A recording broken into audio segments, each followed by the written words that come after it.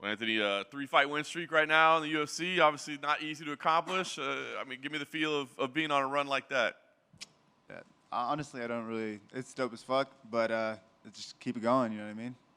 Yeah, no doubt. It's interesting, right? Because you had that big win over Rodolfo Vieira, right? Which everybody made a big deal of that. Then you had to sit out for a while. Yep. And so it kind of feels like it's been separated a little bit. Do you feel like maybe you're not getting the respect of the momentum you have because it was kind of separated for a little bit? I don't know. I mean, I feel like I'm doing just fine. You know what I mean? As far as like the injuries, that's why I've been wrestling more, so I can try to save my fucking hands and fight more. But it is what it is. Is there anything? I mean, sometimes that just happens, right? I mean, is there Yeah. anything you can do about that in terms of approach, or is it just resting? Fucking. Well, I'm still training. I still train. Like even when I'm injured, I still train. It's just now it's certain things got to change. You know what I mean? Like okay, if I fucked up my thumb on my right hand, we're fucking doing a lot of jabs and a lot of hooks and a lot of elbows. But there's always room for growth. So I've just been continuing to grow and continue to get in shape, and I'm just gonna keep showing you guys what the fuck I do. I love it. Match up here with Edmund, obviously a guy that had a ton of hype for a long time. Had some setbacks, but I mean, what did you think when this was the matchup that they gave you? Dope. It's simple, man. I'm a simple person, man. But no, it was good. It was like he's got a lot of hype and shit on him. Pressure's on him, not me. I just got to show up and do what I do. I love it. How much do you break down a guy? I mean, do you go back and watch tape, watch fights? Do you let your coaches do that? How do you approach it? I'll watch like all his fights and then see the habits, and then I have great coaches that do the rest of the homework, and they just tell me where to go, what to do, when to do it, and I listen. You know what I mean? They've guided me this far, so we're gonna continue to fucking listen and keep that white belt mentality. I love it. You talk about the hype that he had. I feel like they always give you guys the hype. You know, I look at like Perez, Holland, Vieira, all this. Do you enjoy that role, kind of taking on these guys that have the hype around them? No, fuck yeah, that's what it's about. You know what I mean? Is proving who's the best martial artist at the end of the world. And if they're hyping someone, they obviously believe in them. And if I could take that, even better for me. You know what I mean? Yeah. 4-fight win streak. You know, after you win here, you don't really like call out people like so. You just do what you do. But do you feel like you have to like get a voice and start talking or get crazy? I think my fighting style talks for itself, to be honest. You know what I mean? I go out there, I try to hurt guys, try to finish them. What more do you want to see as a fan? Do we see a Brendan Allen fight again at some point? He's fucking killing it. I mean, I'm sure I'll see him again. He's already, 9? Congratulations to him. I got nothing but love and respect for him, what he does for his family. But fucking A, I'm here to fight anyone. Like I say, if I'm healthy, I'll fight anyone. Nice.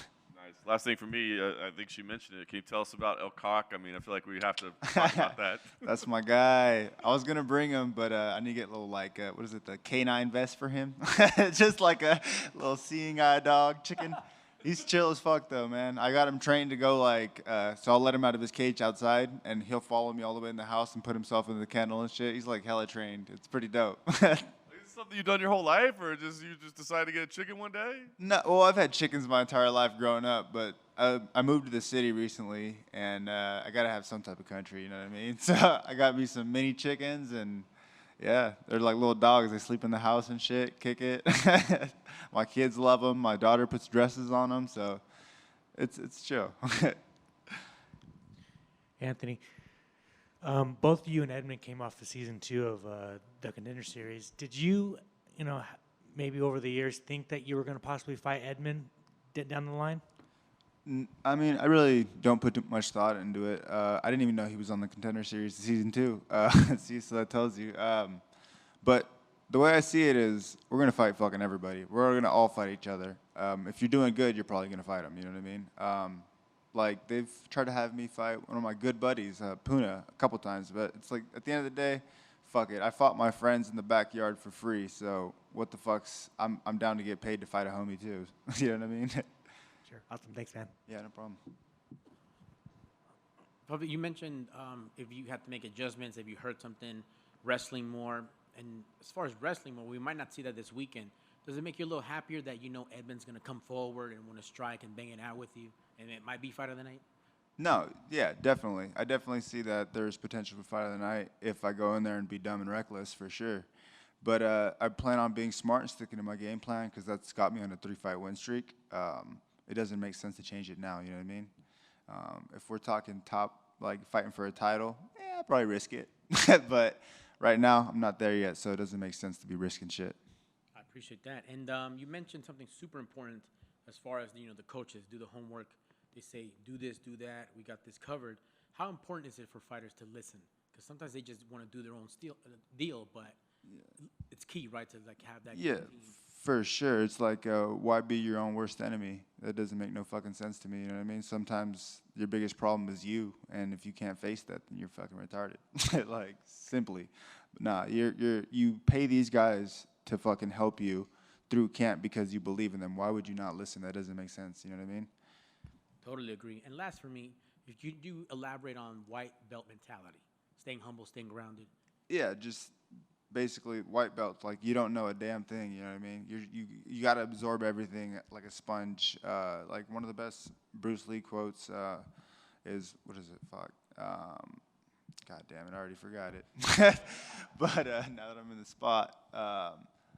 But you want to be able to absorb everything, use all the good, and then kick out the bad, right? Like, what doesn't work for you, you don't use. Or you come back to it when you have a better understanding. But that doesn't mean that you just give up on it, you know what I mean? It takes time to get good at things. Like, I'm still trying to perfect a jab, let's just say that.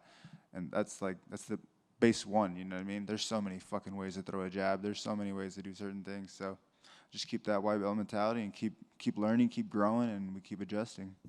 That's what's up. Thank you, sir. And good luck on Saturday. Thank you. I appreciate it.